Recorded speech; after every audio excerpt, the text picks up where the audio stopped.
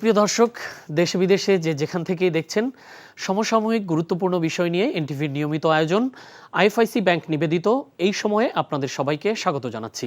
সাথে আছি আমি নজরানা চৌধুরী। দর্শক, কিছুক্ষণ আগেই যুক্তরাষ্ট্রের ৪৭তম প্রেসিডেন্ট হিসেবে শপথ নিলেন ডোনাল্ড ট্রাম্প। আজ থেকে দেশব্যাপী শুরু হলো ভোটার তালিকা হালনাগাদ করার কাজ। শুল্ক কর প্রত্যাহারের পরও বাজারে আবারও ভোজ্য তেলের সংকট। এসব বিষয়সহ আরও কিছু চলমান ঘটনা প্রবাহ নিয়ে আলোচনার জন্য আমরা আজ দুজন অতিথিকে এনটিভির স্টুডিওতে আমন্ত্রণ জানিয়েছি। তারা হলেন সাবেক সংসদ সদস্য ও বিএনপি নেত্রী অ্যাডভোকেট সৈয়দা আসিফা আশরাফি পাপিয়া এবং গণফোরামের কো চেয়ারম্যান সুব্রত চৌধুরী। আপনাদের দুজনকেই এনটিভিতে স্বাগত জানাচ্ছি। অনেক দিন থেকে আমার ইচ্ছা ছিল যে গিটার শিখবো। আমি যেহেতু স্টুডেন্ট, একবারে এতগুলো টাকাও ম্যানেজ করা সম্ভব হবে না। জানতে পারলাম বাবার মাধ্যমে যে বিকাশে সেভিংস করা যায়। এটা সবথেকে ভালো লাগে যে কম অ্যামাউন্ট দিয়েই করা যায়। ক্যাশ আউট করতে গেলে কোনো চার্জ লাগে না। বিকাশ অ্যাপে ডিপিএস টাকা জমায় সারা দেশ। আমি প্রথমেই সুব্রত চৌধুরী, গণফোরামের কো চেয়ারম্যান, আপনার কাছে আসতে চাই যে যুক্তরাষ্ট্রের নতুন প্রেসিডেন্ট দায়িত্ব নিলেন ডোনাল্ড ট্রাম্প। আমরা ডোনাল্ড ট্রাম্পকে কিন্তু এক টার্ম দেখেছি।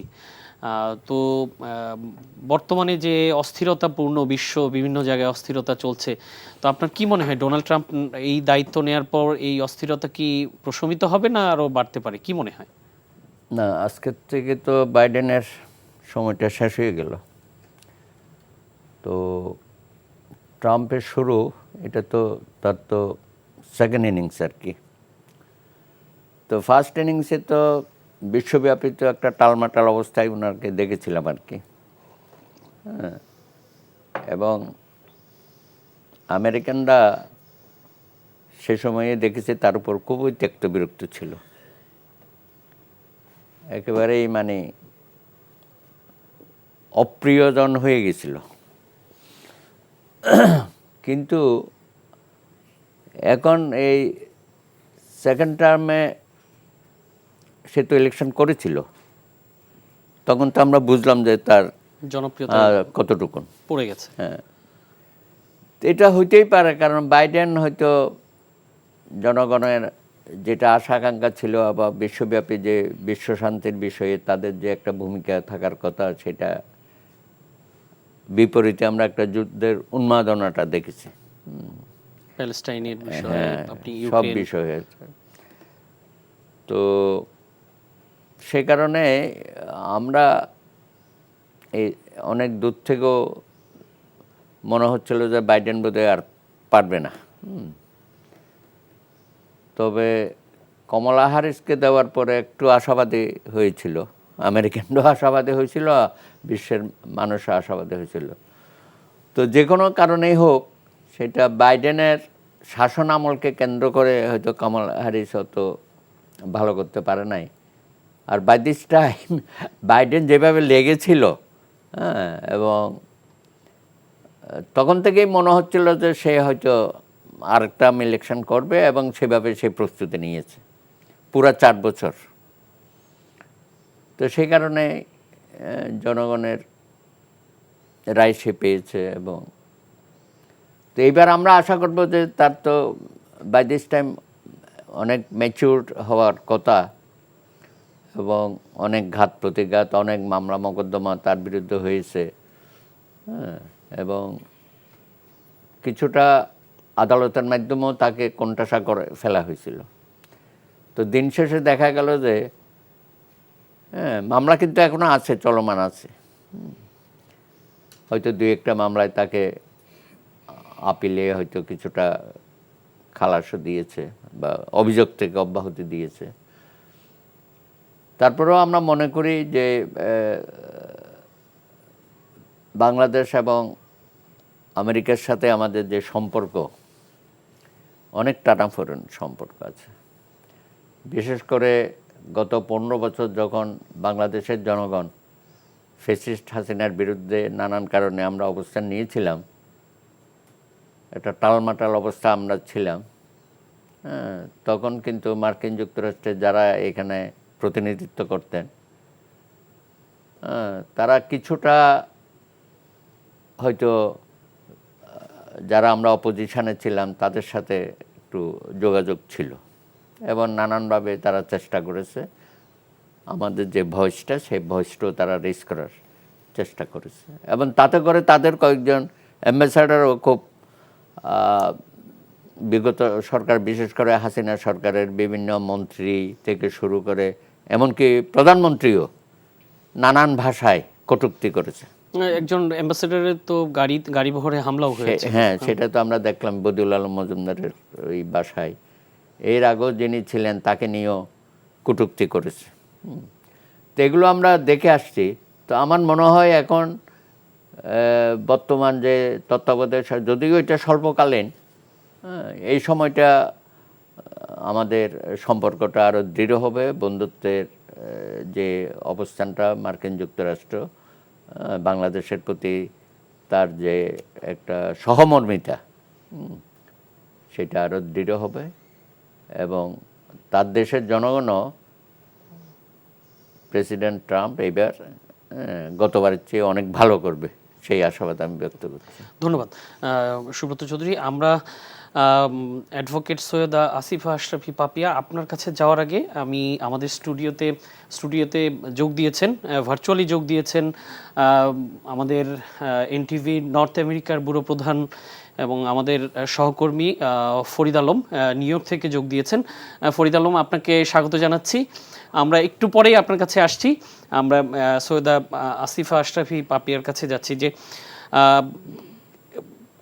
ট্রাম্পের কাছে আমাদের সারা বিশ্বে, যেহেতু আমেরিকার অবস্থান আমরা জানি, তারা সারা বিশ্বে তাদের রোল কি, তো সেক্ষেত্রে আমেরিকায় কে শাসন ব্যবস্থা কার হাতে থাকবে সেটি সারা বিশ্বের জন্য একটি গুরুত্বপূর্ণ বিষয়। তো ট্রাম্প আসার পরে কি এই যুদ্ধ বিগ্রহ পরিস্থিতি কি একটু উন্নতি হতে পারে, কি মনে হয় আপনার? আমি প্রথমেই আজকে যেহেতু শপথ অনুষ্ঠান, বাংলাদেশের 18 কোটি মানুষের পক্ষ থেকে, আমার প্রাণের চেয়ে প্রিয় দল বাংলাদেশ জাতীয়তাবাদী দলের পক্ষ থেকে, ব্যক্তিগত তরফ থেকে অভিনন্দন জানাচ্ছি আজকে শপথ নেওয়া নবনিযুক্ত আমেরিকান যে সরকার ট্রাম্প যেটা গঠন করতে যাচ্ছেন, যে শপথ নিলেন ওনাকে।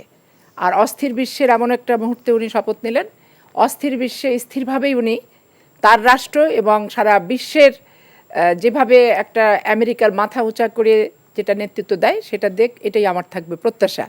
এবং আমেরিকার নেতৃত্ব, আমেরিকার ভালো মন্দ সুশাসন, বিচার বিশ্লেষণের উপরে বাংলাদেশের শুধু না, পৃথিবীর অনেক রাষ্ট্রেরই সুখ, তারপরে সরকারের ভালো মন্দ, কোনটা ভালো কোনটা মন্দ, জনগণের ভালো মন্দ, এগুলো ডিপেন্ড করে। সেই জন্য আমার প্রত্যাশা থাকবে অস্থির বিশ্বে স্থির সিদ্ধান্ত নিয়েই উনি আলোচিত হোক, আর সমালোচিত এবং অল্প সময়ের ব্যবধানে গতবার যেভাবে বিদায় নিয়েছে সেভাবে নিতে না হয়, এই প্রত্যাশাই থাকলো। ধন্যবাদ। আমরা একটু নিউ ইয়র্কে যেতে চাই আমাদের সহকর্মী ফরিদ আলমের কাছে। ফরিদ আলম, আপনাকে আবারও স্বাগত জানাচ্ছি। তো আমরা তো সাধারণত দেখি যে বাংলাদেশি আমেরিকান যারা আছে তারা একটু ডেমোক্র্যাট ঘেঁষা হয় বা ডেমোক্র্যাটের সমর্থক থাকেন। তো এই সদ্য শেষ হওয়া নির্বাচন যেটিতে ডোনাল্ড ট্রাম্প জয়ী হয়ে আসলেন, সেখানে আমরা একটু অন্যরকম দেখেছি যে রিপাবলিকানদের পক্ষেও কিন্তু সেই সমর্থনটা একটু গিয়েছে। আমার মনে আছে যে আপনি আমেরিকান ইলেকশনের, প্রেসিডেন্সিয়াল ইলেকশনের দিন আমাদের সাথে দীর্ঘ সময় কানেক্টেড ছিলেন এবং তখন আপনি বলেছিলেন এটি। তো সেই আজকে যে সে ডোনাল্ড ট্রাম্প শপথ নিলেন, তো বাংলাদেশি আমেরিকানদের উচ্ছ্বাসটা কেমন দেখছেন? ধন্যবাদ নজরানা। সেটা হচ্ছে যে এটা ট্রাম্প যেদিন বিজয় হয়েছেন নভেম্বরে, সেদিনই কিন্তু এটাকে ইলেক্ট প্রেসিডেন্ট বলা হয়। তারপর থেকে উনি যেটা করতে চান উনি কিন্তু সেটা ইমপ্লিমেন্ট করতে শুরু করেছেন। আজকে শুধু উনি শপথ নিয়েছেন এবং শপথ নেওয়ার পর ওনার ভাষণ কিন্তু চলছে এখনো, আমি শুনছিলাম। ওনার বক্তব্য খুবই স্পষ্ট। উনি বলেছেন যে আমরা বহির্বিশ্বে এমন কোনো যুদ্ধ আর করবো না যেটাকে অন্য দেশের মানুষকে বা আমেরিকার শত্রুদেরকে আমরা ফিডিং করি, আমরা টাকা খরচ করে। উনি বলছে আমেরিকা সবার আগে, আমেরিকানদের স্বার্থ সবার আগে। ট্রাম্পের কথা হচ্ছে যে সবার আগে আমেরিকা এবং সবার আগে আমেরিকার মানুষ। সুতরাং উনাকে আমরা যেভাবে দেখি না কেন, আমরা অনেক সময় মনে করি যে ইমিগ্রেশন নিয়ে উনি যে কড়া বক্তব্য দিচ্ছেন, উনি সীমান্ত বন্ধ করে দিচ্ছেন, কিন্তু আমরা একটা জিনিস লক্ষ্য করেছি যে ট্রাম্প আসার আগে বাইডেনের শাসনামলে সীমান্ত দিয়ে যেভাবে মানুষ যুক্তরাষ্ট্রে ঢুকেছে, যুক্তরাষ্ট্রের মতো একটা সভ্য দেশে এইভাবে কোনো কাগজপত্র নেই, তার কোনো পরিচয় নেই, মানুষ যেভাবে ঢুকেছে এই রাষ্ট্রটাকে প্রায় নষ্ট করার পথে ছিল। সুতরাং এই ডেমোক্রেটদের অনেকেও কিন্তু আজকে ট্রাম্পের এই শপথকে কেন্দ্র করে তারা উচ্ছ্বসিত, যারা অনেক ডেমোক্রেট যারা রয়েছে, বিশেষ করে আপনি গত নির্বাচনে যদি আপনি নির্বাচনটা ফলো করে থাকেন তাহলে দেখবেন যে এটা কিন্তু নিউ ইয়র্ক ডেমোক্রেট অধ্যুষিত এলাকা হিসেবে পরিচিত, কিন্তু গত নির্বাচনে কিন্তু তারা অনেক ভালো ফলাফল করেছে, ভোটও বেশি পেয়েছে, ইলেকট্রাল কলেজ ভোটে তো জিতেছি। সুতরাং ট্রাম্পের এই শপথের মধ্যে দিয়ে আরো নতুন নতুন অনেক জিনিস আমাদেরকে হয়তো দেখতে হতে পারে, বিশেষ করে মার্কিন যুক্তরাষ্ট্র কি চায় বহির্বিশ্বের কাছে, এরকম না যে আরেকটা জিনিস আমি বলতে চাই সেটা হচ্ছে যে চিরাচরিত যে রাজনীতি সারা বিশ্ব জুড়ে পলিটিশিয়ানরা যে একটা বলেন এবং নির্বাচিত হলে তিনি সেটা করেন না, ট্রাম্প কিন্তু সেটার একটা উদাহরণ। উনি কিন্তু কোনো রাজনৈতিক ব্যক্তি ছিলেন না, উনি প্রথমে ডেমোক্রেট সমর্থক ছিলেন, পরে উনি 2012 সালে রিপাবলিকান সমর্থক হয়ে একমাত্র প্রেসিডেন্ট যুক্তরাষ্ট্রের ইতিহাসে যিনি কোনো রাজনীতি না করে উনি দুইবারের মতো প্রেসিডেন্ট হিসেবে উনি দ্বিতীয়বার শপথ নিচ্ছেন। সুতরাং এটা কিন্তু বোঝা যায় যে কমলা হ্যারিস একজন ঝানু পলিটিশিয়ান, উনি ওনার কাছে হেরে গিয়েছেন। হিলারি ক্লিনটনও কিন্তু ওনার কাছে হেরেছেন ইলেকট্রাল কলেজ ভোটে। কিন্তু দুটো ক্ষেত্রেই আমরা দেখেছি যে যুক্তরাষ্ট্রের রাজনীতিবিদরাও কিন্তু অনেক মিথ্যা কথা বলেন, অনেক মিথ্যা আশ্বাস দেন, যেটা মানুষ আর এটা পছন্দ করে না। সে কারণে কিন্তু ট্রাম্পকে তারা এমন ভাবে বিজয় করেছেন যে যাতে করে বোঝা যায় যে যারা রাজনীতি করছেন তারা এখন সঠিক পথে রয়েছেন কি সঠিক পথে রয়েছেন কিংবা নাই, সেটা কিন্তু বোঝা যায় ট্রাম্পকে নির্বাচিত করার মধ্য দিয়েই। তো ফরিদ আলম, আমি আরেকটা বিষয় জানতে চাই যে ট্রাম্প যখন আগেরবার প্রেসিডেন্ট ছিলেন, আগের টার্মে ট্রাম্পের কথাবার্তায় অনেক বাগাড়ম্বর থাকে, কিন্তু একেবারে মাঠে গিয়ে ইমপ্লিমেন্টেশনটা সেরকম হয় না। মানে যুদ্ধবিগ্রহ দেখি নাই আমরা ওই টাইমে, অপেক্ষাকৃত কম দেখেছি। বরং ডেমোক্রেটরা আসার ফলে গত 4 বছরে বাইডেনের সময়ে আপনি প্যালেস্টাইনে দেখেন এ যাবৎকালে এরকম ম্যাসাকার কখনো হয়নি, এবং ইউক্রেনের যে যুদ্ধটা, সব কিছু মিলে এই দুটি যুদ্ধ কিন্তু সারা বিশ্বের পলিটিক্যাল সিনারিওই চেঞ্জ করে দিয়েছে, বা সেটি প্রভাব পড়েছে অন্যান্য ক্ষেত্রেও। তো এই টার্মে ট্রাম্পের কাছ থেকে আমরা আসলে কি আশা করতে পারি, যেহেতু উনি একটু আনপ্রেডিক্টেবল কথাবার্তায়, তো আমরা কি আশা করতে পারি? আপনার কি মনে হয়? আপনি যেহেতু ওখানে থাকেন, কাছাকাছি আছেন, ওইখানকার খবরাখবর রাখেন, আমাদের থেকে অনেক বেশি রাখেন নিশ্চয়ই, আপনি যদি বলতেন। সেটা আমি বেশি সবাই আমরা জানি কম বেশি, কিন্তু একটা জিনিস স্পষ্ট, উনি তো এটা ওনার এই শপথ অনুষ্ঠানে উনি বলে দিয়েছেন যে আমরা এমন কোন যুদ্ধে যাব না যে যুদ্ধে যুক্তরাষ্ট্রের কোনো লাভ নেই। দ্যাট ডাজ নট মিন যে উনি কোথাও যুদ্ধে যাবেন না। কিন্তু আমরা অতীতে যদি দেখি ডেমোক্রেটরা সবসময় একটু যুদ্ধ বিগ্রহে ওনাদের একটু আগ্রহ বেশি, যেটা ট্রাম্প যেটা বলেন উনি সেটা করেন। ওনার স্পষ্ট কথা, যেখানে কোনো স্বার্থ নেই, আমি কেন মিডল ইস্টে গিয়ে বছরের পর বছর যুদ্ধ করবো, বিলিয়ন বিলিয়ন ডলার খরচ করবো, আমার দেশে মানুষ না খেয়ে থাকে, আমার দেশে মানুষের ঘর বাড়ি নেই, তারা রাস্তায় শীতে রাত কাটায়। উনি ট্রাম্পের কথা হচ্ছে যে এটা হবে না, যুদ্ধের নামে আমার কোনো লাভ নেই, অন্যের জন্য আমি কাউকে শত্রু বানাতে রাজি না, উনি এটা বলে দিয়েছেন, আজকে বলেছেন। সুতরাং এটা আশা করা যায় যে আমরা হয়তো খুব শিগগির এটা দেখতে পারবো যে ইউক্রেন যুদ্ধ হয়তো এটা বন্ধ হতে পারে। আপনি জানেন যে পুতিনের সাথেও তার কিন্তু ব্যক্তিগত সম্পর্ক খুব খারাপ না, যদিও গত নির্বাচনের আগে উনি প্রথমবার যখন নির্বাচন হয়েছিলেন যে রাশিয়ার সাথে তার একটা টাই হয়েছিল বলে অভিযোগ উঠেছিল, এবং সেটা নিয়ে কিন্তু তার বিচার হয়েছিল। সুতরাং আপনি এটা আশা করতে পারেন যে যুদ্ধের ক্ষেত্রে ট্রাম্প অনেক ভেবেচিন্তে সিদ্ধান্ত নেবেন। উনি ওনার স্বার্থ ছাড়া কোথাও গিয়ে ইন্টারফেয়ার করার মতন প্রশাসন উনি করেননি, উনি এটা বুঝেই করেছেন। ধন্যবাদ। আমি সর্বশেষ আপনার কাছে একটি বিষয় জানতে চাই, যেহেতু প্রচুর বাংলাদেশি মার্কিন যুক্তরাষ্ট্রে থাকে এবং এর মধ্যে অনেক বড় একটা সংখ্যা আছে যাদের আসলে লিগালি তারা ইলিগাল, মানে তাদের পেপারস নেই। এইসব বিষয়ে কি তাদের কি আমেরিকাতে স্টে করার বিষয়ে কোনো সমস্যা হতে পারে ট্রাম্পের এই সময়কালে? ধন্যবাদ। আপনি যে এটা খুবই গুরুত্বপূর্ণ। প্রথমবার যেবার ট্রাম্প প্রেসিডেন্ট হয়েছিলেন সেই সময় কিন্তু উনি ইমিগ্রেশন নিয়ে ওনার অবস্থানটা করা ছিল, এরকমই ছিল।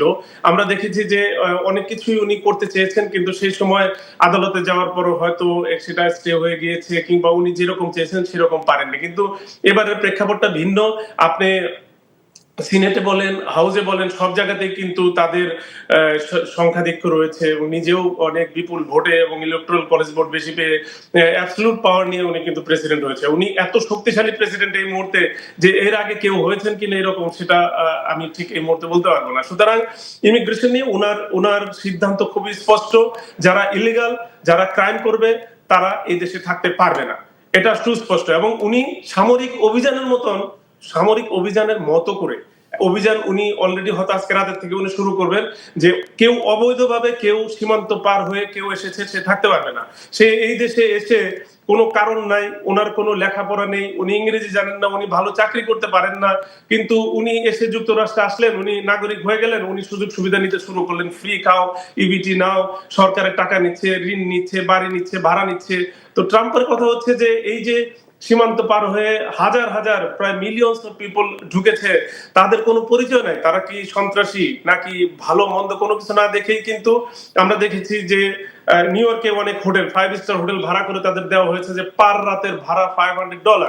সুতরাং ট্রাম্পের কথা হচ্ছে যে এটা আর হবে না। তুমি লিগালি যদি হয়, তোমার যদি যোগ্যতা থাকে, তুমি আসো লিগাল ওয়েতে, তুমি যুক্তরাষ্ট্রে থাকো, কিন্তু তুমি যুক্তরাষ্ট্রে এসে তুমি পুলিশের গায়ে হাত তুলবে, তুমি ক্রাইম করবে, চুরি ডাকাতি করবে, কিংবা তুমি পড়ালেখাই জানো না, তোমার যুক্তরাষ্ট্রে থাকার কোনো প্রয়োজন নেই। এবং সেই পথে সে হাঁটবে। আরেকটা জিনিস আপনি যেটা বাংলাদেশিদের কথা বলেছেন, যে বাংলাদেশিদের মধ্যে ওরকম খুব ইলিগাল খুব একটা বেশি নেই। যারা রয়েছেন, ধারণা করা হচ্ছে যে তারা এরই মধ্যে আইনজীবীদের কাছে গিয়েছেন কিভাবে তিনি থাকতে পারেন বা না পারেন। তাছাড়া খুব একটা বাংলাদেশিদের মধ্যে খুব কিন্তু ইলিগাল অভিবাসী খুব একটা নেই। সুতরাং ওটা নিয়ে আমাদের খুব একটা চিন্তার কোনো কারণ নেই বলে আমি মনে করি। ধন্যবাদ ফরিদ, আপনাকে আমরা অনেক দূর থেকে পেয়েছি এবং খুব মূল্যবান কথাবার্তা আপনার কাছ থেকে শুনলাম, মন্তব্য শুনলাম। তো আমরা পরবর্তীতে নিশ্চয়ই আপনাকে অন্য কোনো বিষয়ে এই বিষয়ে আপনার সাথে যোগাযোগ করব। ধন্যবাদ ফরিদ।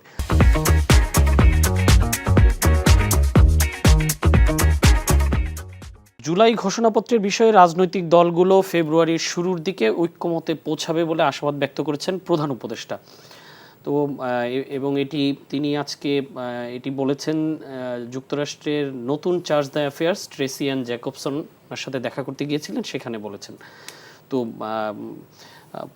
আপনি যদি বলেন যে এটা কি উনি যেই আশাবাদ ব্যক্ত করেছেন, এটা কি সম্ভব ফেব্রুয়ারির শুরুর দিকেই ঐক্যমতে পৌঁছানো? যেহেতু আজকে ওনার এজেন্ডাটা কি আমি এটাই বুঝলাম না এই সরকারের, যে ওনাদের পার্সোনাল এজেন্ডা নিয়ে ফেব্রুয়ারি দিন দিয়ে দিচ্ছে, আর বাংলাদেশের বিভিন্ন সংস্কার, প্রশাসনিক সংস্কার বলেন, বিচার বিভাগের বলেন, আইন বিভাগের বলেন, রাজনৈতিক সংস্কার বলেন, কোনো কিছুতে কোনো ডেট নাই ওনাদের। শুধু ডেট আছে ওনাদের যেখানে যেখানে এজেন্ডা আছে।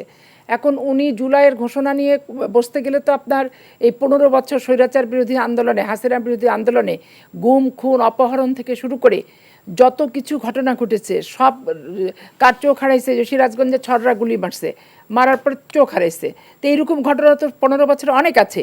তো সমস্ত ঘটনা 15 বছরে নিয়ে এসে আপনি জুলাইয়ের ঘোষণাপত্র যেটা আন্দোলন পর্যন্ত করতে গেলে ফেব্রুয়ারিতে কীভাবে ঠিক হয় আমি বুঝলাম না।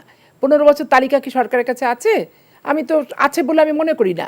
কারণ এই সরকার, আমরা আওয়ামী লীগ বিরোধী, আওয়ামী লীগের দুঃশাসন বিরোধী, আওয়ামী লীগ সংগঠন বিরোধী তো না, দুঃশাসন বিরোধী, স্বৈরাচার আওয়ামী লীগের আচরণ বিরোধী। আমরা রাষ্ট্রীয় ক্ষমতা অগণতান্ত্রিকভাবে দখল করে রেখেছে, সেটার বিরোধী আমরা প্রত্যেকেই। সেই ক্ষেত্রে আমাদের সবার সাথে ঐক্যমত ছিল। কিন্তু একে সরানোর পর রাষ্ট্র কিভাবে পরিচালিত হবে, এনাদের অনেকে 111-এর সাথে জড়িত ছিলেন, অনেকে আওয়ামী লীগের অত্যাচার দেখে অত্যাচারিতদের পক্ষে, নির্যাতিতদের পক্ষে হয়েছে। আবার ধরেন যে এখন দেখা যাচ্ছে যে তারা আবার অন্য লাইনে চলে আসতেছে। তাহলে তাদের এজেন্ডাটার পরিকল্পনাটা কি? পরিকল্পনাবিহীনভাবে বক্তৃতা চলছে, পরিকল্পনাবিহীনভাবে রাষ্ট্র পরিচালিত হচ্ছে। এই জন্য আমি বলবো যে দিনক্ষণ তারিখ না দিয়ে যেগুলো আগের কাজ সেগুলো আগের করেন। আর জুলাইয়ের ঘোষণাপত্র কবে করবেন তার আগে 15 বছরে আওয়ামী লীগ দুঃশাসন, আওয়ামী লীগ হঠা আন্দোলনে যারা শহীদ হয়েছে, যারা অপহৃত হয়েছে, ইলিয়াস আলী থেকে, চৌধুরী আলম থেকে, জনি থেকে শুরু করে সিরাজগঞ্জের কয়েকটা মহিলা চোখ হারিয়েছে, এখনও একটা চোখ অন্ধ তাদের, 5-7টা মহিলার, এই সারা বাংলাদেশের তালিকা করে সব রাজনৈতিক দলের সাথে বসে তালিকা নিয়ে তারপরে করেন। দিনক্ষণ তারিখ নির্বাচনে দিতে পাচ্ছেন না, বিচার বিভাগের পরিবর্তনে দিতে পাচ্ছেন না, নির্বাচন কমিশনের তাড়াহুড়া করে একটা করলেন, কিন্তু তাদের কোনো অ্যাক্টিভিটি আমরা দেখছি না। রাজনৈতিক দলের সাথে আলোচনার কোনো ওই ধীমা গতিতে যেভাবে চলছে এগুলো। আর জুলাই ঘোষণাপত্র ফেব্রুয়ারিতে হবে, উনি কিসের ভিত্তিতে দিন তারিখ দিলেন এটা উনি জানেন, ওনার আল্লাহ জানে, আমরা বলতে পারবো না। তবে আমার ক্ষুদ্র দৃষ্টিতে মনে হয় 15 বছরের তালিকা আনতে গেলে এত সহজে সম্ভবপর না। আপনার দল থেকে কি, দলের মনোভাব কি? আমার দলের মনোভাব স্পষ্ট করবে এবং করেছে দলের মুখপাত্র। আমি তো আর দলের মুখপাত্র না, আমার ব্যক্তিগত ধারণাটা আমি বললাম। আর দলের যেটা ব্যাপার, সেটা তো আমাদের কাছে এখনও সেভাবে কোনো তালিকা সরকারের পক্ষ থেকে চাওয়া, সেটা নেওয়া সব রাজনৈতিক সংগঠনের, এরকম আমার চোখে পড়েনি। আজকে আমরাও তো 50টা মামলার আসামি, আমরাও তো আপনার পেপার স্প্রে কুকুর মারা 2005 সালে 5 জানুয়ারি গুলশান ভবনে মেরে চোখ অন্ধ হওয়ার মতো অবস্থা, স্কিনের 12টা বেজে 13টা হয়েছে। তো এখানে তো জুলাই ঘোষণাপত্র তো একদিনে আসবে না, 15 বছরের সব কিছু মিলেমিশে আসতে গেলে এটা অনেক সময় লাগবে আমার মনে হয়। ধন্যবাদ। আমরা সুব্রত চৌধুরী আপনার কাছে জানতে চাই যে এই গত 16 তারিখে প্রধান উপদেষ্টার সাথে রাজনৈতিক দলগুলোর একটি বৈঠক হলো এই জুলাই প্রোক্লেমেশন ঘোষণা নিয়ে। তো সেখানে দেখলাম এক ধরনের একটা পরিস্থিতি ছিল যে বৈঠকটার আয়োজন নিয়েই এক ধরনের রাজনৈতিক দলগুলোর মধ্যে এক ধরনের নেতিবাচক এক ধরনের বক্তব্য উঠে আসছে যে বৈঠকে যেভাবে আমন্ত্রণ জানানো হয়েছে প্রক্রিয়া নিয়ে। তো আপনার কি মনে হয় আপনার দলের ক্ষেত্রে কি হয়েছে? না দেখুন, এই যে আমরা তো এই প্রোক্লেমেশন, জুলাই প্রোক্লেমেশন তো আমরা তো একমত না। প্রোক্লেমেশন তো বারবার হয় না, আমরা কি নতুন আরেকটা বাংলাদেশ তৈরি করলাম এর মধ্যে? প্রোক্লেমেশন অফ ইন্ডিপেন্ডেন্সের 10ই এপ্রিল হয়ে গেছে, আবার নতুন করে কেউ যদি ডিক্লারেশন দিতে যায় দিতেই পারে, কোনো দল, কোনো ব্যক্তি, কোনো গোষ্ঠী, সেটা তাদের ব্যাপার। কিন্তু জাতি হিসাবে আমরা মনে করি এই ধরনের প্রোক্লেমেশন দেওয়ার অর্থটাই হচ্ছে দেশকে আবার বিভক্তির দিকে নিয়ে যাওয়া এবং দেশে যে একটা গণতান্ত্রিক পন্থায় আমরা অগ্রসর হওয়ার যে সুযোগটা পেয়েছি সেটা বাধাগ্রস্ত করা।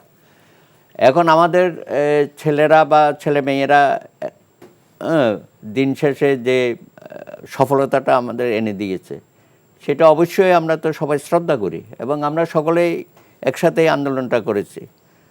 পাপি আপা বলেছেন যে আমরা 15 বছর ধরে রাজপথে ছিলাম, অনেক ত্যাগ তিতিক্ষা, লক্ষ লক্ষ নেতাকর্মী, অনেকেই জীবন দিয়েছে, গুম খুন হয়েছে, বাড়িঘরে থাকতে পারে নাই, মামলার পর মামলা হয়েছে। তো সেগুলো তো ডিক্লারেশনের মধ্যে থাকতে হবে। তা এখন কথা হচ্ছে এই তারা যে বৈষম্য বিরোধী যে আন্দোলনটা হলো, তারা একটা সংগঠন চালাচ্ছে, আবার পাশাপাশি আরেকটা সংগঠন হলো জাতীয় নাগরিক কমিটি। হ্যাঁ, তো তাদের কি পরিকল্পনা উনি বলেছেন? আমরা বলছি এটা অভ্যুত্থান, গণ অভ্যুত্থান। তো গণ অভ্যুত্থান তো আমরা করেছি বাংলাদেশে, তাহলে তো 52 ভাষা আন্দোলন দিয়েও একটা প্রোক্লেমেশন হইতে পারে। 62 শিক্ষা আন্দোলন, মানে কি আপনার দলীয় 69 গণ অভ্যুত্থানও তো হয়েছে, আমরা কি প্রোক্লেমেশন চেয়েছি? এখন তারা এই যে নতুন নতুন কতগুলো কথা নিয়ে আসছে, তাদের কোনো হাইডিং আছে বোধহয়, হিডেন এজেন্ডা থাকতে পারে। এবং যেটার সাথে সরকার, বিশেষ করে প্রফেসর ইউনূস, উনি যে বলেন ঐক্যমত হয়েছে, কোথাও ঐক্যমত হয় নাই। আপনি যে কথাটা বললেন ওই আলোচনায় তো আমরা যাই নাই, আমরা নিজেদের মধ্যে কথা বলে নিয়েছি। ও তার মানে আপনারা এটির সাথে নেই বলেই জাননি? হ্যাঁ, সেটা তো আমাদের পক্ষ থেকে সালাউদ্দিন সাহেব, বিএনপির স্ট্যান্ডিং কমিটি, উনি তো গেছেন, আমরা আলাপ করেই একজন ওখানে পার্টিসিপেট করেছে। যেহেতু উনি ডেকেছেন সেটা সম্মান জানানোর জন্য গেছেন এবং উনি এখন এটা বলছে ফেব্রুয়ারিতে হবে। এগুলো বলে কয়ে তো যে সংস্কারের বিষয়টা তো উনি ঝুলিয়ে দিচ্ছেন। আজকে দেখলাম নির্বাচন সংস্কার কমিশন 15 ফেব্রুয়ারি পর্যন্ত কিন্তু তারা তো রিপোর্ট দিল। হ্যাঁ, এগুলো কি, এগুলো তো মিনিংলেস এগুলো যদি করে। আর নির্বাচন কমিশন বলছে আমি অক্টোবরের মধ্যে রেডি হয়ে যাব। তো আপনি ডিসেম্বরের মধ্যে নির্বাচনটা দিয়ে দেন, আপনি যতই দেরি করবেন আপনি ততই মারপিসের মধ্যে পড়ে যাবেন। আমরা চাই না যে আপনি এই সময়ে এসে একটা অসম্মানজনকভাবে আপনি আমাদের এখান থেকে আপনি সরে দাঁড়ান। 111 সরকারও অনেক কিছু করতে চেয়েছিল, আলটিমেটলি পারে নাই এবং পরে খুব দুর্ভাগ্যজনকভাবে দুজনকেই, ফখরুদ্দিন, মঈনুদ্দিন, দুজনকেই দেশ ছাড়া হইতে হয়েছে। আমরা চাই না যে আপনি দেশের ত্যাগে বাধ্য হন। সুতরাং দ্রুততম সময়ে আমরা নির্বাচন চাই। যেটুকুন সংস্কার করা দরকার নির্বাচন কেন্দ্রিক সেগুলো করেন, আর আইনশৃঙ্খলাটাকে সঠিক জায়গায় নিয়ে আসেন, প্রশাসনকে নিয়ে আসেন এবং আরও যা যা করণীয়, যেটা নিয়ে খুব দীর্ঘ সময় লাগার কথা না। কিন্তু আপনাদের যে বয়ান শুরু হয়ে গেছে সেই বয়ান তো খুব ভয়াবহ এবং আমরা মনে করি শুধু এই 15 বছরের আন্দোলন সংগ্রাম না, এই জুলাইয়ের যে সফলতা সেটাকেও হয়তো আপনারা ব্যর্থ করে দেবেন এবং আমাদের ছেলে মেয়েরা আমি বলবো আপনারা করেছেন খুবই ভালো, জাতি চিরদিন আপনাদের কাছে কৃতজ্ঞ থাকবে, ঋণী থাকবে। তবে আপনারা ক্ষমতার অংশীদার হতে গেলে এটা মহাবিপদ। আপনারা কেন 21 বছর, আপনাদের এই 25 বছরের জায়গায় এখন 21 বছর করবে? ঠিক আছে ভাই, গণ অভ্যুত্থানে 69-এ যারা রাজনীতি করতে চেয়েছিল তারা করেছে, সবাই করে নাই। 90-ও সবাই গিয়ে ক্ষমতার অংশীদার হয় নাই। সুতরাং আমাদের অতীত ইতিহাস তাই বলে না। হ্যাঁ, সুতরাং আপনারা একটা জায়গায় সফল হয়েছেন, এই জন্যই এখন আপনারা নিজেরা দল করে সেই দল ক্ষমতায় যাওয়ার জন্য চেষ্টা করছেন। আবার বাইরে যারা আছে আজকে খুব অ্যাক্টিভ হয়ে গেছে অনেকেই, তাই না? যারা ভাবছে যে হয়তো তারাই ক্ষমতায় চলে যাবে, তাদের সাথে আপনাদের নাকি একটা গোপন আতাত হচ্ছে। এই শহীদ মিনারে তো আমরা দেখলামই, সর্বশেষ যে সমাবেশটা আপনারা করলেন, যে ডিক্লারেশন দিয়ে দেবেন, তো দিলেন না কেন? ওই দিনেই দিয়ে দিতেন। সকালে দেখলাম জামাতে ইসলামের ছাত্র শিবিরের মিটিং সরোয়ার্দী উদ্যানে, ওরাই আবার গিয়ে বিকেলে শহীদ মিনারে সবাই গিয়ে একসাথে হয়ে গেল। তো এগুলো কিসের আলামত? তো আমার তো মনে হয় যে আমি তো কিছু অশনি সংকেত দেখছি। দয়া করে যারা উপদেষ্টারা আছেন তারা এগুলো একটু ভাবেন, দেশটা কোন দিকে যাবে। কারণ আপনাদের সফলতা যদি না হয়, আপনারা যদি ফেল করেন, এটা আমরা সবারই আমাদের ফেলিউর হবে। আমরা চাই না আমরা সকলে মিলে যেন ফেল না করি। তো সংস্কারের কথা বললেন, তো রাজনৈতিক দলগুলো সংস্কার প্রস্তাবের বিষয়ে একমত হলে সরকার তাদের না আমরা তো আসছি, আমাদের 31 দফা আছে না, জুলাই সনদে স্বাক্ষরের জন্য অনুরোধ করবে, এটিও প্রধান উপদেষ্টা বলেছেন। আমরা বলবো যে আমাদের 31 দফা আছে, এটা দেখেন, সবাই মিলে দেখেন, এখানে এসে সবাই একমত হন। যারা ক্ষমতায় আসবে তারা 31 দফা করবে, বিএনপি করতে হবে এমন তো না, আমরা সকলেই মিলেমিশে করব। 31 দফার সাথে আপনার সংস্কারের এগুলো দেখেন না, আমি তো খুব বেশি দূরত্ব দেখি না। দরকার হলে 31 দফাকে আমরা আরও ডেভেলপ করব, সেটা নিয়ে আলোচনা করেন। আর আপনি যে আলোচনা করেন কোনো এজেন্ডা ছাড়া, একমাত্র এজেন্ডা ছিল ভারতের বিভিন্ন মিডিয়া যখন আমাদের বিরুদ্ধে নানা রকম অপপ্রচার চালাচ্ছিল, তখন আমাদেরকে ডেকেছেন, আমরা গেছি, হাত তুলে আপনাকে সাপোর্ট করেছে। তারপরে কোনো ব্যাপারে ঐক্য হয়েছে আমাদের? শেষের তো একটা প্রোক্লামেশন নিয়ে তো আলোচনা করলেন, এখানে তো কোনো ঐক্যমত হয় নাই। আপনি ডাকছেন ভদ্রতার খাতিরে, অনেকে গেছে, আমরা যাইনি। তো আপনি ঐক্যমত হইতে হলে এজেন্ডা দিয়ে আলোচনা করে, সামনে যে সংলাপগুলো হবে প্রত্যেকটা সংলাপে আমরা এজেন্ডা চাই। আর এজেন্ডাগুলো আগে থেকে রাজনৈতিক সংগঠনকে দিতে হবে। না এর আগে তো আলোচনা হয়েছে এজেন্ডা ছাড়া, আমরা গেছি আলোচনা করেছি, আপনি শুনেছেন। আমি সংগঠনের ভিতরে যে আলোচনা করব, আমি যে জানবো, কিভাবে জানবো? এজেন্ডাটা থ্রো করতে হবে আগে। থ্রো করলে কোন রাজনৈতিক সংগঠন কি মতামত করছে, তাদের আবার কোনো এজেন্ডা আছে কিনা, পরামর্শ আছে কিনা, পরিকল্পনা আছে কিনা, এবং যেই পরিকল্পনা পরামর্শটা সার্বজনীন হবে, সকলের কাছে গ্রহণযোগ্য, বিশ্বাসযোগ্য হবে, এবং দেশের মানুষের প্রত্যাশা পূরণের ক্ষেত্রে সহায়ক একটা শক্তি হবে। বৈঠকে তো অনেক রাজনৈতিক দলকে দুপুরবেলা বিকেল 4টায় মিটিং, সকালে আমন্ত্রণ জানানো হয়েছে। এইটাই তো হচ্ছে, আমি সেখানেই তো বলছি যে ফেব্রুয়ারিতেই হয়ে যাবে বলে যে ঘোষণাটা দিল, তো মিটিংয়ের প্রস্তুতিটাই তো আমরা দেখলাম যে কাউকে রাত 12টায় ফোন, আর কাউকে হচ্ছে সকালবেলা ফোন। তাদের মিটিংয়েরই তো প্রস্তুতি সঠিকভাবে হয় নাই, বাস্তবায়ন। তাহলে ওনারাও কি ধাক্কা খেয়ে খেয়ে এগুলো আসতেছে? তাদেরও প্রস্তুতি নেয়, তারাও কি কারোর কথা শুনে কি জোরপূর্বক এগুলো বের করতে হচ্ছে? এইখানে দেখেন, আন্দোলন একদিনে তৈরি হয় না। একটা গাছ তৈরি করতে গেলে সেটা মাটি চাষ করতে হয়, সার দিতে হয়, বীজ দিতে হয়, তারপরে সে বীজ থেকে অঙ্কুরিত একটা আসে, সেইটাকে লালন পালন করে বড় হয়। আজকে 2008 যে 111, এই 111টাও একটা অসাংবিধানিক প্রক্রিয়া ছিল, এবং এইখানে বিরাজনীতিকরণের একটা ব্যাপক প্রক্রিয়ার অংশ। ওই 111-এর যে প্রবক্তারাই তখন দেখা গেল যে যখন চলে আসলো মনোনীত সরকার, তখন তাদের মতের কিছু পার্থক্য হলো, তখন তারা নির্যাতিত হচ্ছি আমরা, তখন আমাদের পক্ষে কথা বলেনি, নির্যাতিত আমরা, সেগুলো নিয়ে বর্ণনা করতে যে কথা কিছু আমাদের পক্ষে আসছে। তারপরে দেখেন এখন তারা এমনভাবে যাচ্ছে, মনে হচ্ছে যে ধর্ম ব্যবসায়ী কিছু পীর সাহেবের কাছে রাষ্ট্র দিয়ে দেওয়া হবে। পীর সাহেবদের মুরিদ থাকে, ধর্মীয় দৃষ্টিভঙ্গিতে কেউ তাদের মুরিদ হয়, যায়, সব কিছু করে, কিন্তু বাংলাদেশের নেতৃত্বে রাষ্ট্রীয় ক্ষমতায় চলে আসতে হবে। ভোটের অবস্থা কী তাহলে? বিগত দিনে ভোটের কি অবস্থাটা ছিল? ভোটের রেশিওটা দেখেন, আর বডি ল্যাঙ্গুয়েজ তাদের দেখেন, আর বক্তৃতার ধরন তাদের দেখেন। ওই যে বলে না, এমনি তো নাচনি বুড়ি, তারপর ঢোলের বাড়ি, মানে সারা বছর ভোট আসলে তো ভোট নিয়ে তাদের আলোচনা, ভোট নিয়ে তারা দাঁড়াবে, রাষ্ট্রীয় ক্ষমতার চিন্তা ভাবনা। এখন বাংলাদেশ মুক্তিযুদ্ধকে কি আমি অস্বীকার করতে পারবো? বাংলাদেশের সার্বভৌমত্বকে অস্বীকার করার কোনো জায়গা আছে? সবুজের বুকে লাল পতাকা কি সম্ভব অস্বীকার করা? 30 লক্ষ শহীদের রক্ত কি অস্বীকার করা যায়? তাহলে বাংলাদেশ সৃষ্টির যে প্রক্রিয়ার সাথে রেখেই তো বাংলাদেশের রাজনীতি বলেন, চিন্তা চেতনা, প্রত্যাশিত বাংলাদেশ, সেখানে আমাকে পৌঁছাতে হবে। প্রত্যাশিত বাংলাদেশের নাই। যে নির্বাচন নিয়ে এত সমস্যা, এত ঘটনা, এত অপহরণ, এত গুম, এত হত্যা, এত মামলা, এত নির্যাতন, এত দুদকের মামলা করে 2008-এ কত নেতাদেরকে যে নির্বাচন থেকে দূরে সরিয়ে রাখা হয়েছিল তার কোনো শেষ নাই। দেখেন, দুদককে শক্তিশালী করেনি। আওয়ামী লীগ যে রাষ্ট্রীয় দুর্নীতি করেছে, যে প্রশাসনিক দুর্নীতি করেছে, রাজনৈতিক দুর্নীতি করেছে, এই সরকার তাদের বিরুদ্ধে শক্ত সামর্থ্য কোনো ভূমিকা রাখতে আজকের দিন পর্যন্ত সক্ষম হয়নি, চূড়ান্তভাবে ব্যর্থ হয়েছে। প্রচুর মামলা হচ্ছে। মামলার জায়গা থাকতে হবে। প্রচুর দুদকের মামলা কয়টা হয়েছে বলেন? আওয়ামী লীগের কয়জন নেতার বিরুদ্ধে দুদকের মামলা হয়েছে? কয়টা সিন্ডিকেট ব্যবসায়ী যারা হচ্ছে আওয়ামী লীগের সাথে সরাসরি সংশ্লিষ্ট, যারা হচ্ছে গ্যাসের দিতে হবে না, বাড়িতে লাইন দিতে হবে না, তারা ওই এলজিপি গ্যাসের নিয়েছে, এজেন্ট নিয়েছে। এই সোয়াবিন তেল থেকে শুরু করে পেঁয়াজ থেকে সমস্ত কিছুর সাথে তারা জড়িত। এই সিন্ডিকেট তো ভাঙতেই পারলো না। আবার সোয়াবিন তেলের দাম বাড়াচ্ছে, বিদ্যুতের দাম, তারপরে আবার নতুন করে আপনার ধার্য করতেছে প্রত্যেকটা জিনিসের সাথে ভ্যাট। তাহলে আমি কি পেলাম? 15 বছর আন্দোলন করে আমার পাশ থেকে আমার সহযোদ্ধা ইলিয়াস আলী হারালো, চৌধুরী আলম হারালো। ইলিয়াস আলীর পরিবার জানেন তাদের মৃত্যু দিন কবে, চৌধুরী আলমের পরিবার জানে না কোনোদিন ফেরত আসবে কিনা। জনের অন্তঃসত্ত্বা স্ত্রীকে রেখে ছেলেটাকে মেরে ফেললো 5 জনের 14 আন্দোলনে। এইরকম নাম জানা না জানা শত শত গুম, খুন, অপহরণের সম্মুখীন আমাদের এই জোট, আমাদের এই দল। তাদের ব্যাপারে কি ভাবে তারা আমরা নির্যাতিত হয়েছি, যার কারণে তারা বলার সুযোগ পেয়েছে। কিন্তু ভূমিকাটা কি রাখবে? ক্ষমতায় গেলে তারা কোনটা কার্যকর করে সত্যিকার অর্থে নির্যাতিতরা যে বাংলাদেশটা চায় সেই প্রত্যাশিত বাংলাদেশ ফেরত দেবে। ইনাদের কোনো এজেন্ডা আছে? ইনাদের কোনো বক্তব্য আছে?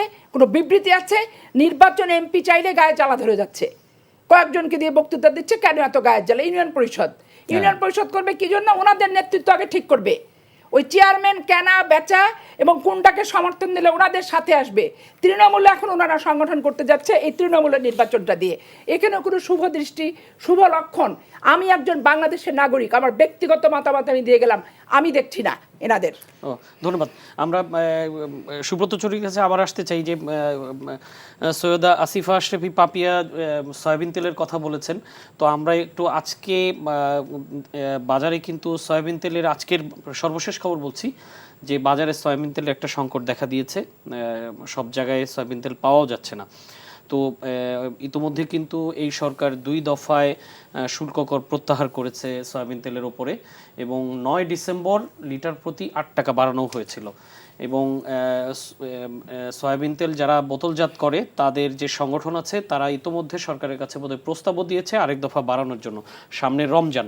তো কি অবস্থা, কি মানে এইসব বিষয়ে সরকারের কি সঠিক পদক্ষেপ নিতে পারছে? উনি তো উপদেষ্টা যেগুলো নিয়োগ দিয়েছে এগুলো তো যাচাই বাছাই করে দিতে পারে না। তো বশির সাহেবকে দিয়ে দিয়েছে, উনি তো অন্যতম সিন্ডিকেট ছিল গত আমলে, তাকে দিয়েছে এইসব দায়িত্বে। এই সরকার তো ফেল করে যাবে নানানভাবে। আপনি তো বাজার ব্যবস্থা তো ওখানে তো কোনো ইমপ্রুভমেন্ট নাই তো, তাই না? তো আমার কথা হচ্ছে আপনি যদি না পারেন আপনি আলোচনা করেন, রাজনৈতিক দলগুলো তো আপনাকে সাহায্য করতে চায় এবং রাজনৈতিক দলের মধ্যে অনেক অভিজ্ঞ যারা রাষ্ট্র পরিচালনা করেছে ব্যক্তি তারাও তো আছে। তো আপনারা তো একাধিকবার বৈঠকে এগুলো নিয়ে কোনো আলোচনাই হয় নাই।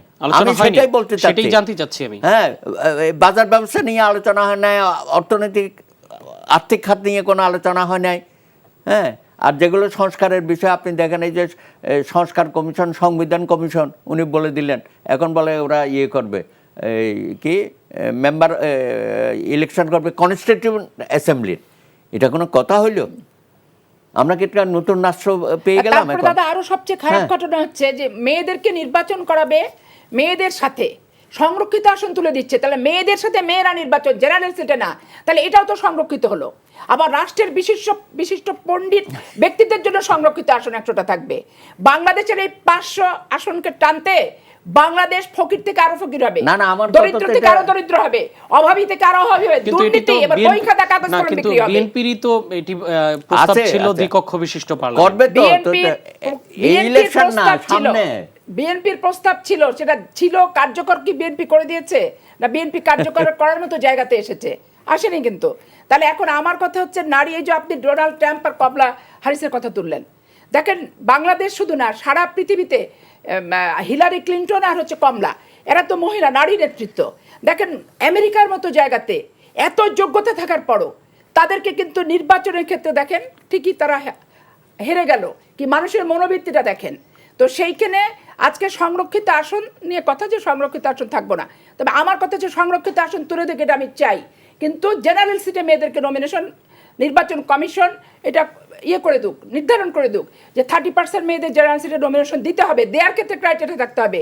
ওই এনজিওরা এসে বিষয়ভিত্তিক অভিজ্ঞরা আর দাতা দেশের বিভিন্ন টাকা পয়সার তো অভাব তাদের নাই, পাজারো গাড়ি টাড়ি সবই আছে। মাঠের কর্মী হতে হবে, তৃণমূলের রাজনীতি করতে হবে এবং মাঠের কর্মীর ত্যাগ তিতিক্ষা থাকতে হবে। ওই নমিনেশন নিল, ফর্ম কিনলো, আর আজকে এসে হুটহাট করে ফ্লোতে এমপি হয়ে গেল। এতে করলে তো আর তৃণমূলের প্রতিনিধিত্ব আসলো না, কিন্তু তৃণমূলের প্রত্যাশিত পার্লামেন্ট কিন্তু হলো না। তৃণমূলের সাধারণ ভোটাররা কি চায় সেটার প্রতিফলিত পার্লামেন্টে কখনোই কিন্তু হবে না। এজন্য এগুলো সাধারণ মানুষের বিবেচনা, বিবেক এবং তারা কোথায় যে আশ্রয় পাবে, কিভাবে আশ্রয়টা ভালো হবে, এইটা চিন্তা করা উচিত সবার প্রথমে। ধন্যবাদ। আমরা একটু আবারও আমাদের নর্থ আমেরিকার ব্যুরো প্রধান ফরিদ আলমের কাছে যেতে চাই, নিউ ইয়র্কে। তো, ফরিদ আলম, আপনি শুনতে পাচ্ছেন? শুনতে পাচ্ছি। জি, একটি বিষয় জানতে চাই যে নতুন মার্কিন প্রশাসনের সাথে বাংলাদেশের রিলেশনটা কেমন হতে পারে? আপনি কি একটু অ্যাসেস করতে পারেন, আমাদের ধারণা দিতে পারেন যে কেমন হতে পারে? এটি কি আগের মতোই থাকবে, না একটু পরিবর্তন হতে পারে? যেহেতু আগে ডেমোক্রেট গভর্নমেন্ট ছিল, এখন রিপাবলিকানরা আসছে। দেখুন, এই প্রশ্নের উত্তর দেওয়াটা একটু কঠিন। আমেরিকান নীতির খুব একটা তো কোথাও কোনো পরিবর্তন হয় না। আপনি যদি একেবারে ভিন্ন প্রেক্ষাপট থেকে দেখেন যে বাংলাদেশ আসলে কি যুক্তরাষ্ট্রের মতন একটা দেশের কি কোনো প্রায়োরিটি হতে পারে বা চিন্তা চেতনা বা একটা প্রশাসন এটা নিয়ে ভাবতে পারে না। যুক্তরাষ্ট্র প্রশাসনের সবসময়ই এইরকম ছোট ক্ষুদ্র দেশগুলো বা এই ধরনের রাষ্ট্রগুলোর জন্য কিন্তু অনেক উইং রয়েছে, অনেক ব্যক্তি রয়েছে যারা এগুলো 5-10টা দেশ একজনে দেখেন। সুতরাং এটা নিয়ে একেবারে যুক্তরাষ্ট্র সরকারের, ডেমোক্রেটদের একটা নীতি ছিল, রিপাবলিকানদের আরেকটা হবে, সেরকম হওয়ার তেমন কোনো কারণ নেই। বাট একটা জিনিস শোনা যাচ্ছে, যেটা হচ্ছে যে ডক্টর ইউনূস যেহেতু এমন একটি ফিগার যাকে সারা বিশ্বই চিনে, জানে, সুতরাং আমরা জানি যে ডেমোক্রেট প্রেসিডেন্ট ক্লিন্টন এবং হিলারি ক্লিন্টনের সাথে কিন্তু ডক্টর ইউনূসের খুবই বন্ধুত্বপূর্ণ সম্পর্ক ছিল এবং তারপরে ওবামার সাথেও তার একটা খুবই ব্যক্তিগত সম্পর্ক ছিল। কিন্তু এখন নতুন যে প্রেসিডেন্ট হয়েছেন ডোনাল্ড ট্রাম্প, উনি কিন্তু তাদের কোনো নীতিতেই বিশ্বাসী না এবং উনি, আমার ধারণা, যদি ট্রাম্পের হাতে এই ক্ষমতা থাকতো বা এই শক্তি থাকতো, উনি কিন্তু বাইডেন সহ ট্রাম্প, ওবামা সহ এদের পরিবারকে আমেরিকা থেকে বের করে দিতেন। মানে ওনার অ্যাটিটিউড এরকম। সুতরাং বাংলাদেশের ক্ষেত্রে একেবারে বিষয়গুলা অনেক ভাববে সেটাও মনে করি না। আবার কোনো কিছু যদি ঘটেও, কোনো সিদ্ধান্ত যদি নেয়ও, সেটা নিয়েও আসলে আশ্চর্য হওয়ার তেমন কোনো কিছু থাকবে না। ডিওনলি ইউনূস, অন্য কারো বিষয় না। কিন্তু অনেকেই যেমন বলে থাকেন যে ভারতের সাথে এটা সেটা নানা কারণে ওই ইকুয়েশন মিলিয়ে করেন না। ট্রাম্প প্রশাসনে কিন্তু ট্রাম্পের কিন্তু অনেক বড় ভূমিকা থাকবে, যেটা বাইডেন প্রশাসনে বাইডেনের অত ছিল না, কিন্তু ট্রাম্পের এটা থাকবে। কারণ ট্রাম্প নিজে অনেক কিছু জানে, সে নিজেকে অনেক স্মার্ট মনে করে এবং ডেফিনেটলি হি ইজ স্মার্ট। সুতরাং এই বাংলাদেশের ক্ষেত্রে যদি কোনো কিছু হয় বা হতে পারে, সেটা হয়তো ইউনূসকে কেন্দ্র করে কোনো কিছু হলে, কোনো সিদ্ধান্ত হলে হতে পারে। অন্য কোনো কিছু তো হওয়ার কোনো আশঙ্কা আমি দেখি না। ধন্যবাদ ফরিদ আলম আপনাকে। পরবর্তীতে নিশ্চয়ই আপনার সাথে বাংলাদেশ মার্কিন যুক্তরাষ্ট্রের সম্পর্ক নিয়ে আমরা আবার কথা বলতে পারবো। ধন্যবাদ আপনাকে। তো আমরা আরেকটা বিষয়, আজকে একটি সিগনিফিকেন্ট সিদ্ধান্ত এসছে গভর্নমেন্টের তরফ থেকে। পুলিশ, র্যাব এবং আনসারের পোশাক পরিবর্তনের একটা সিদ্ধান্ত কিন্তু গভর্নমেন্ট নিয়েছে। তো যেখানে এই সরকারের ব্যয় কমানোর বিষয়ে বিভিন্ন রাজনৈতিক দল থেকে বলা হচ্ছে এবং নতুন করে 134টি পণ্যের উপর নতুন করে ভ্যাট আরোপ করা হয়েছে। সেইখানে এই ধরনের, এটি কিন্তু অনেক একটি ব্যয় সাপেক্ষ বিষয়, সারা বাংলাদেশের এত ট্রুপসের ইউনিফর্ম চেঞ্জ করা। তো তো কি মনে হয় এই না না, সিদ্ধান্তটি কেমন? পোশাক পরিবর্তন করে গিয়ে আমাদের পুলিশের এই যে তাদের মন মানসিকতা যে পর্যায়ে এটি চলে আমরা গেছে, জানি যে বিএনপির সময় একবার হ্যাঁ। পরিবর্তন করা হয়েছিল 2001-এর পর। এখন করার তো আমি কোনো এটা গ্রহণযোগ্য কোনো যুক্তি দেখি না। হ্যাঁ, আপনি তাদেরকে এই যে পুলিশ সংস্কার কমিশন যেটা হয়েছে, হ্যাঁ, তো সেটার বিষয়ে তো আমাদের নজর দেওয়া উচিত এবং তাদের মানবিক গুণাবলী, সংবিধান বিষয়ে এগুলোর বিষয়ে তো ট্রেনিং দেওয়া উচিত। এখন তো এটা দলীয় বাহিনী হিসাবে যেভাবে আমরা তাদেরকে নিয়েছিলাম সেটা তো আর করা যাবে না। আপনি বিজেপি নাম পরিবর্তন করছেন না, এটা পোশাকও BDS পরিবর্তন হয়েছে। করে কী লাভ হলো? তারাই তো আবার দলীয় বাহিনী হিসাবে গত 15 বছর অত্যাচার নিপীড়নের সাথে সম্পৃক্ত ছিল। আর ড্রেসটা যেটা আমি দেখেছি এটা আমার খুব পছন্দসই হয় নাই আর কি। হ্যাঁ, এটাকে আরো একটু উন্নত মানের যদি করতে চাই তারা Modify। করুক। হ্যাঁ, অবশ্যই। এইখানে, তো এগুলো নিয়ে অনেক সেটাই। কথাবার্তা আমাদের মধ্যেও আছে। আর সংস্কার কমিশনের রিপোর্টটা এখনো তো আমরা পাই নাই, নিশ্চয়ই সেটা পেলে পরে আমরা এগুলো নিয়ে আরো তো আপনি আর বলেন তো- পোশাক নিয়ে পোশাক নিয়ে আমি চাই যে বিজেপির পোশাকটা মানে ভারতের ওই বিএসএফ এর সাথে যাতে কোনোভাবেই একরকম মনে না হয়। না, কিন্তু বিজেপি তো নাই, এই তিনটার মধ্যে বিজেপি নাই, এটার মধ্যে আছে পুলিশ, র্যাব এবং আনসার। ও পুলিশ, র্যাব আর আনসার, যাই হোক এদের পোশাক তো ব্যয় তো অবশ্যই ব্যাপার। আর সরকার পোশাক পরিবর্তন করে কি তাদের মন আসলে পরিবর্তন প্রাতিষ্ঠানিক কখনোই হবে পরিবর্তন না, সম্ভব? বরং এই সরকারকে মানুষের মনের মতো, মানুষের মনের কথাগুলো দিয়ে সংস্কার করে তাদের মনের সরকারের হাতে ক্ষমতাটা হস্তান্তর করাটাই হচ্ছে উপযুক্ত মানসিক শারীরিক ডাক্তারের প্রেসক্রিপশন হবে। এখন সেই প্রেসক্রিপশনটা ওনারা কবে করবেন এটাই নির্ধারণ করতে হবে, কারণ মানুষ ধৈর্য ধরে আছে। প্রশাসন নীরব ভূমিকা, আইন শৃঙ্খলা পরিস্থিতির ব্যাপক অবনতি, চুরি ডাকাতির ছিনতাই ব্যাপক হারে বেড়ে গেছে এবং এই যখন তখন মিছিল মিটিং এ পক্ষ সে পক্ষ দিয়ে যে ট্রাফিক জ্যামের সূত্রপাতটা হচ্ছে, এতেও মানুষ প্রচণ্ড তিক্তবিক্ত। তারপরে তো নাভিশ্বাস দ্রব্যমূল্য, এই নাভিশ্বাস দ্রব্যমূল্য, এরপরে হবে লোডশেড, তারপরে আবার সমস্ত কিছুতে যদি বৃদ্ধি করে তাহলে দেশের মানুষের প্রতিনিধিত্ব করতে গেলে এই সরকারকে মানুষের মনটা বুঝতে হবে, ব্যারোমিটার দিয়ে বুঝতে হবে।